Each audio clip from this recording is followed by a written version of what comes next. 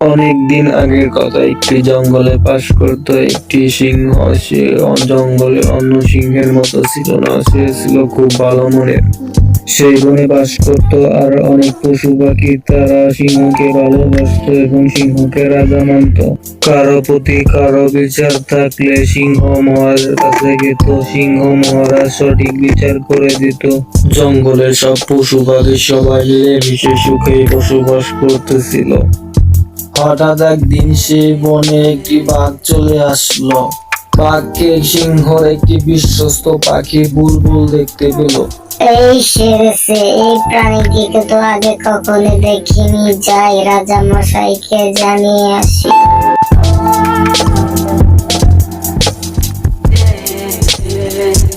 পাখিটি উড়তে উড়তে সিংহ মহারাজ কাছে আসলো আর বলল, সিংহ মহারাজ, আমাদের জঙ্গলে একটি প্রাণী ঢুকে পড়েছে। সে আমাদের জঙ্গলের বাসিন্দা নয়, কিন্তু আমাদের জঙ্গলে ঢুকে পড়েছে।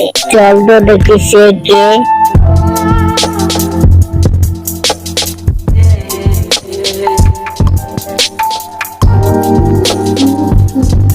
সেই প্রাণীকে বনের মধ্যে খুঁজতে লাগলো। অবশেষে সে প্রাণীকে পেয়েও গেল। এ তো দেখছি একটা বাঘ। এই বেচারা বাঘটা আমাদের জঙ্গলে কেন এসে পড়েছে? যাই জিজ্ঞাসা করি। তুমি কোথায় থেকে এসেছো? তোমাকে আগে তো কখনো দেখিনি আমাদের এই জঙ্গলে।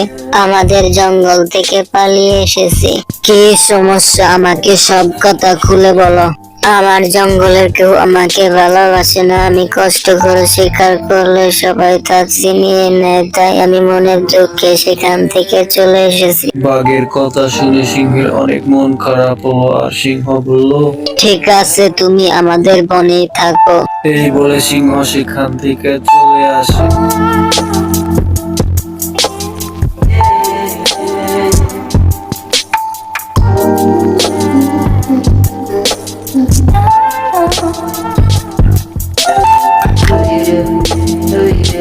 কিন্তু আসল ঘটনা ছিল অন্য। বাঘ এখানে পালিয়ে আসেনি। বাঘের ইচ্ছে ছিল এ বনের রাজা হবে, সেই কারণে বাঘ এখানে চলে এসেছে। যাক বাবা, সিংহ আমার আসল ঘটনা বুঝতে পারেনি। যেহেতু সুযোগ বুঝে জঙ্গলে ঢুকে পড়েছি, আমার উদ্দেশ্য সিংহ বুঝতে পারেনি। সেহেতু রাজা হওয়ার জন্য একটি উপায় বের করতেই হবে।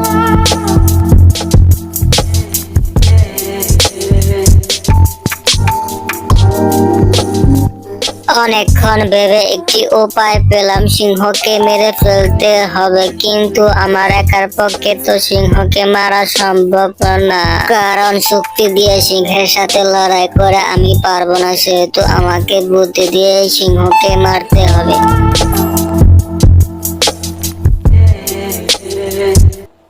সিংহ জঙ্গলের সব পশু পাখিকে ডাকলো বাঘকে পরিচয় করার জন্য, কিন্তু জঙ্গলের কোনো পশু পাখি বাঘকে পছন্দ করলো না। তারা সবাই সেখান থেকে চলে গেল। সিংহরাজ, আমাকে দেখে সবাই চলে গেল কেন? তোমাকে ওরা প্রথমবার দেখেছে, তাই ওরা ভয় পেয়েছে। আস্তে আস্তে সবকিছু ঠিক হয়ে যাবে। আরে বাঘকে দেখে সবাই চলে গেল কেন? আমার তো বনে কোনো প্রাণীর সাথে বন্ধুত্ব নেই। দেখি বাঘের সঙ্গে বন্ধুত্ব করা যায় নাকি।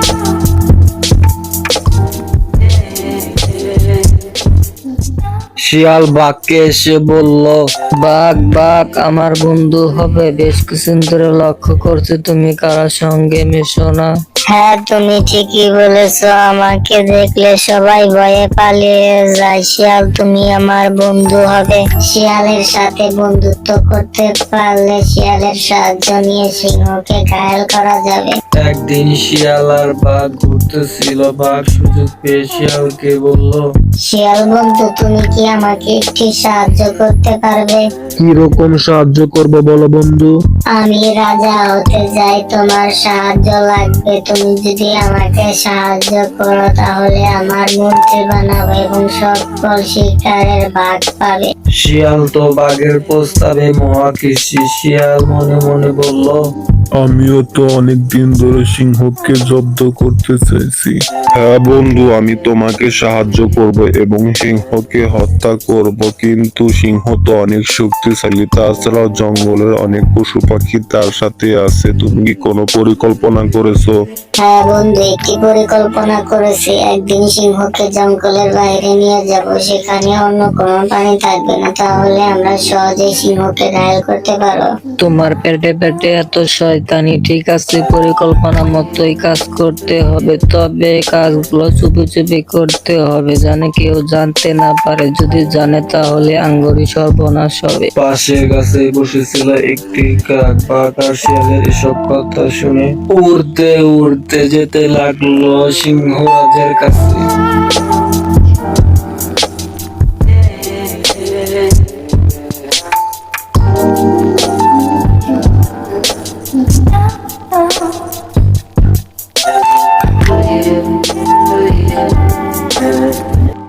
একটা গরম খবর আছে সিংহ মহারাজ। কি গরম খবর আছে, তাড়াতাড়ি করে বল। বাঘ এখানে এসেছে আপনাকে হত্যা করে এই বনের রাজা হতে। আমি মাত্র শুনে এলাম বাঘ আর শিয়ালের পরিকল্পনা করছে। কি বলছস তুই? বাঘ আর শিয়ালকে একটি শিক্ষা তো দিতেই হয়। তুই যা, জঙ্গলে সব পশু পাখিকে ডেকে নিয়ে বলবি সিংহ মহারাজ জরুরি তলব করেছে। ঠিক আছে সিংহ মহারাজ, আমি সবাইকে গিয়ে বলছি।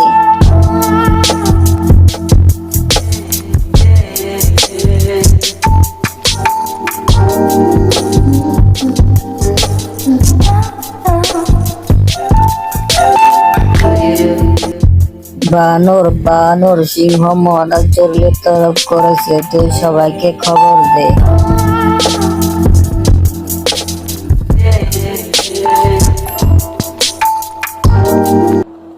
বানর লাফাতে লাফাতে এসে বলল, সিংহ মহারাজ জরুরি তলব করেছে।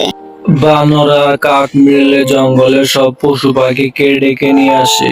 সবাই শোনো, আমাদের জঙ্গলে শত্রু ঢুকে পড়েছে। আগে বিষয়টি বুঝতে পারিনি। বাঘ একটি ধোঁকাবাজ। বাঘ আর শিয়াল মিলে আমাকে মেরে ফেলে এই জঙ্গলের রাজা হতে চায়। বাঘ আর শিয়ালকে সাহায্য করতে হবে। আমি একটি পরিকল্পনা করেছি, পরিকল্পনা মাফিক কাজ করতে হবে, তোমাদের সাহায্য লাগবে।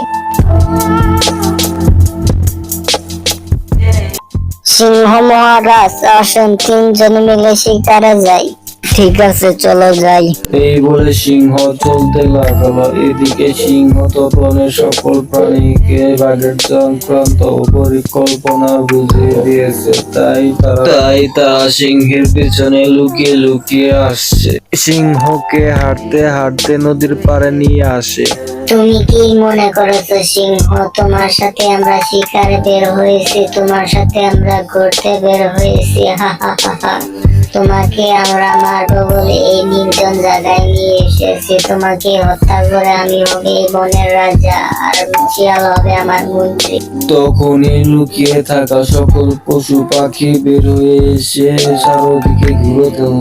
তোমরা দুজন কি মনে করেছো তোমাদের পরিকল্পনা আমি জানি না? আমি জানতাম তোমাদের হাতে নাতে ধরার জন্য এই আমরা পরিকল্পনা করি। তুমি যদি বাঁচতে চাও এখনই এই জঙ্গল থেকে পালিয়ে যাও, আর যদি কখনো এই জঙ্গলে দেখি তখন দুজনকে মেরে ফেল। শিয়াল আর বাঘ বুঝতে পারে তারা শক্তি দিয়ে তাদের সাথে পেরে উঠবে না, তাই তারা জঙ্গল থেকে পালিয়ে যায়। জঙ্গলের সকল পশু পাখি মিলে মিশে সুখে বসবাস করে। যারা এখনো আমার আগের ভিডিওটি দেখেনি, ভিডিওর লিংক ডিসক্রিপশনে দিয়ে দিব, আপনারা চাইলে সেখান থেকে দেখে আসতে পারেন। ভিডিও ভালো লাগলে লাইক দিবেন, কমেন্ট করবেন এবং চ্যানেলটি সাবস্ক্রাইব করবেন।